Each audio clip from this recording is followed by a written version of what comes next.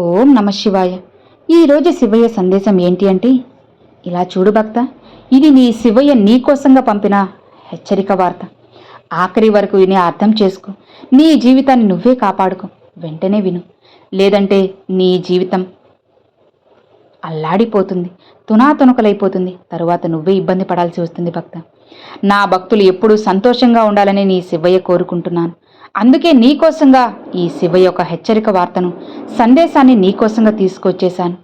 ఇది ఆఖరి వరకు వింటే అన్నీ మారుతాయి, నీ జీవితం కూడా సంతోషంగా ఉంటుంది.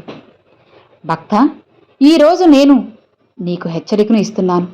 నువ్వు ఎంత ప్రమాదంలో ఉన్నావో, ఏ విధమైనటువంటి ప్రమాదం నీకు పొంచి ఉందో, ఏది నీ వైపు వస్తుందో దాని గురించి ఇక ఏమాత్రం నీకు తెలియదు కదా, అవునా?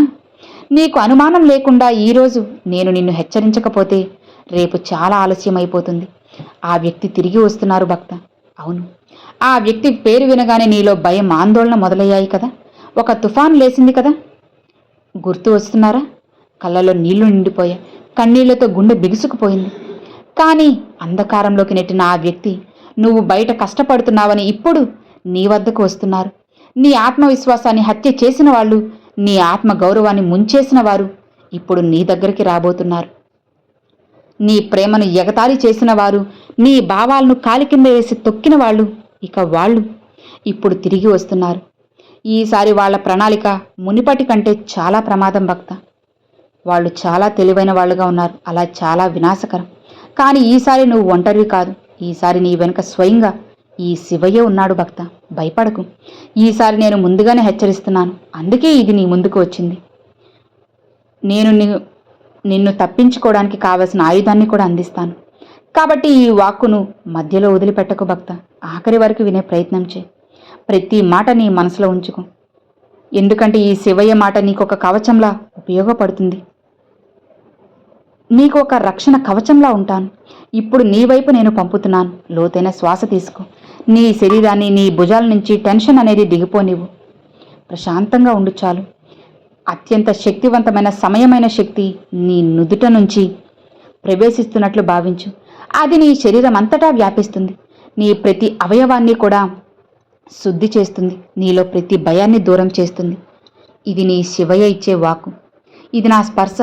ఈ క్షణంలో నేను నీతో ఉన్నానని రుజువు చేస్తున్నాను. ఇదిగో ఇప్పుడు చాలా జాగ్రత్తగా విను. నేను ఆ వ్యక్తి గురించి నీకు తెలియనివన్నీ చెబుతాను. అతడు మూసిన తలుపులు వెనక ఏం చేశాడో, నువ్వు లేని సమయం ఎన్ని పన్నాగాలు పన్నాడో, అతని చిరునవ్వు వెనుక ఏం దాగి ఉందో, అత్యంత ముఖ్యమైన విషయాలన్నీ కూడా నేను నీకు చెబుతాను భక్త. అతను ఎందుకు తిరిగి వస్తున్నాడు అనే విషయం కూడా తెలియచేస్తాను. ప్రణాళిక ఏంటి అనేది కూడా చెబుతాను. నువ్వు ఎలా ఎదుర్కోవాలనేది కూడా చెబుతాను. ఆ వ్యక్తి నీతో చేసినది నువ్వు తెలుసుకున్న దానికంటే 100 రెట్లు లోతైనది. నువ్వు అనుకుంటూ ఉన్నావు కదా, సమస్త సత్యమని తెలుసుకున్నావని. కానీ నువ్వు తెలుసుకున్నది కేవలం ఉపరితలం మాత్రమే భక్త. సముద్రం మీద కేవలం అలలు కనిపిస్తాయి, కానీ లోతుల్లో పూర్తి ప్రపంచం దాగి ఉందని మర్చిపోతున్నా. అలానే ఆ వ్యక్తి మోసం లోతు ఊహకందనిది. అతను నీ ముందు చేసిన ప్రేమ నాటకం ఒక పూర్తి సన్నాహ యుద్ధమని తెలుసుకోవాలి. అవును భక్త, అది కేవలం ఒక నాటకం మాత్రమే. నీ బలహీనతను గుర్తించాడు. నీ అత్యంత మూలం ఎక్కడుందో తెలుసుకున్నాడు. ఆ తర్వాత ఆ యొక్క వ్యక్తి నిన్ను విరక్కొట్టాడు, మనసుని విరక్కొట్టాడు. ఆ బలహీనత తన ఆయుధాలుగా మార్చుకున్నాడు. నీ కరుణే నీకు బలహీనమైంది భక్త. అతను వాటిని పూర్తిగా దోపిడీ చేశారు, దోచుకున్నారు. అతను అంతటితో ఆగలేదు, అవునా? నీ వెనుక అతడు చేసిన పనుల గురించి ఆలోచిస్తే నీ రక్తం గడ్డకట్టిపోతుంది, మరిగిపోతుంది. అతను నీ గురించి అసత్యాలు ప్రచారం చేస్తున్నాడు. నీ యొక్క ఇమేజ్ని అంతా కూడా అతలాకుతలం చేస్తున్నాడు. అప్పుల్ని నీకు వ్యతిరేకంగా రెచ్చగొట్టాడు. నీ స్నేహితుల చెవుల్లో చెడుని ఊదాడు. కుటుంబంలో పురుగులు పట్టించాడు. జీవితాన్ని నాశనం చేశాడు. ఇవన్నీ సూక్ష్మంగానే చేశాడు. ఇవి తీగలో లాగుతుంటే డొంకంతా కదులుతుంది. ప్రతి విషయాన్ని చెప్పాలి. అతని గురించి నమ్మకాన్ని ఉపయోగించు. నీకు ఆర్థిక నష్టాన్ని కలిగించారు. నీ యొక్క వస్తువులు స్వార్థం కోసం వాడుకున్నాడు. నువ్వు అతనికి అన్నీ కూడా ఇచ్చావు. బదులుగా నీకు ఖాళీతనం, వేదన, బాధ, కష్టం, ఆవేదన, అవమానం, నమ్మకద్రోహం ఇవి మాత్రమే ఇచ్చాడు. నేను ఇవన్నీ చూశాను భక్త. నా 3వ కనుతో చూశాను. ప్రతి కర్మ నమోదు చేయబడింది. ఇప్పుడు నేను నీకు చెప్తున్నాను, అతను ఎందుకు తిరిగి వస్తున్నాడు. అతను నీ మీద ప్రేమ పుట్టి వస్తున్నాడా? కాదు. అతను మారిపోయాడు, అందుకే వస్తున్నాడు. కాదు భక్త, నీకు కొరత అనిపించింది కాబట్టి. అది కూడా కాదు. అతను పూర్తిగా బాధల్లో, అప్పుల్లో మునిగిపోతున్నారు. అతని ప్రపంచం చెదిరిపోయింది, తునాతునకలైపోయింది. అతను ఉన్న వ్యక్తులు దూరం అయిపోయారు. అందుకే నీ అవసరం పడింది, నీ దగ్గరకు వస్తున్నాడు. వనరులన్నీ కూడా తనకి నాశనం అయిపోయాయి కాబట్టి తను నీ ముందుకు వస్తున్నాడు భక్త. అది నువ్వు ఖచ్చితంగా తెలుసుకోగలగాలి. లేదంటే తరువాత నువ్వే ఇబ్బంది పడతావు. సరేనా? అతని పనులు ఏంటి, అతని పన్నాగాలు ఏంటి, అతని కుళ్ళు కుతంత్రాలు అన్నీ కూడా నువ్వు ముందుగానే పసిగట్టాలి భక్త. వనరులు లేకపోవడంతోనే అతను అస్థిరంగా ఉన్నాడు కాబట్టి మళ్ళీ ఎవరినైనా దోపిడీ చేయాలని చూస్తున్నాడు. అతని కళ్ళు మళ్ళీ నీపై పడ్డాయి. ఎందుకంటే అతనికి తెలుసు నీ హృదయం చాలా మెత్తనిది, మంచిదని, నీ కరుణ అపారమైనదని, నువ్వు క్షమిస్తావని, మళ్ళీ అవకాశం ఇస్తావని ఆశపడుతున్నారు. కానీ ఈసారి అలా చేయొద్దు భక్త. ధైర్యంగా ఉండు. నువ్వు కరుణ చూపావంటే ఖచ్చితంగా నీ చేతులారా నీ జీవితాన్ని నాశనం చేసుకున్నట్లే. ఇప్పుడు నేను వివరంగా చెబుతాను విను. నువ్వు ఒంటరివి కాదు. అతను ఎలా తిరిగి వస్తాడు, అతని వ్యూహం ఏంటి, ఏ ఉపాయాలు పన్నుతాడు, ప్రతి ఒక్కటి నేను తెలియజేయడానికే వచ్చాను. అతని ఉచ్చులో పడకుండా నిన్ను కాపాడే బాధ్యత ఈ శివయ్యది. భయపడుకు భక్త. అతడు మధ్యవర్తి ద్వారా వస్తాడు. నువ్వు ఇద్దరిని ఎగరేసిన వ్యక్తి ద్వారా ఆ వ్యక్తి నాటకీయంగా చెబుతాడు. నేను మారిపోయాను అని పశ్చాత్తాపపడుతున్నట్టు నటిస్తాడు. అప్పుడు ఆ మధ్యవర్తి నీ వద్దకు వచ్చి చెబుతారు. నువ్వు శాంతంగా విను, కానీ ప్రభావితం కావద్దు. ఆలోచిస్తాను అని చెప్పి నెమ్మదిగా అక్కడి నుంచి తప్పుకో. కళ్ళు మూసుకొని నీ శివయ్యని నన్ను అడుగు. నీ లోపల సమాధానం స్పష్టంగా తెలియచేస్తాను. కొన్ని తలుపులు తెరవకు. రెండవ దశ అనేది ఎలా ఉంటుందో నీకు తెలియదు కదా భక్త. అందుకే జాగ్రత్త. నేను చెప్పేది అందుకే ముందుగానే హెచ్చరిస్తూ ఉన్నాను. నీ హృదయాలతో పాత భావాలు రేపడానికి 24 గంటలు వేచి ఉండు అని చెబుతాను. నమ్మకంతో ఉండు భక్త. ఆ తర్వాత నువ్వే అడుగు. మళ్ళీ ఆ నరకంలోకి పడేలా నువ్వే వెళ్తే అప్పుడు ఇక నీకు మూడో తలుపు కూడా ఉండదు. అన్ని దారులు మూసుకుపోతాయి. జాగ్రత్త.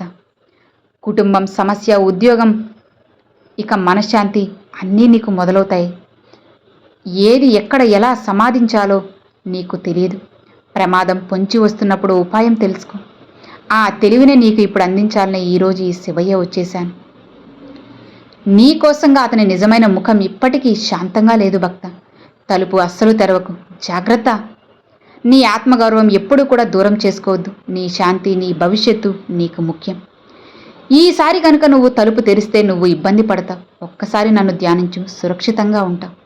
ఈ శివయ్య నేను నీతో ఉన్నాను. ఇప్పుడు నేను నీకు ఒక శక్తిని పంపుతున్నాను.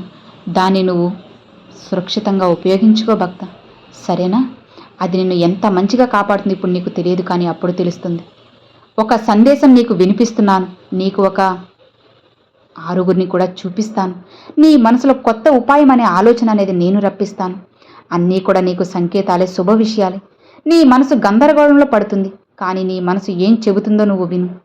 నేను తప్పుదారులు పట్టిస్తాయి.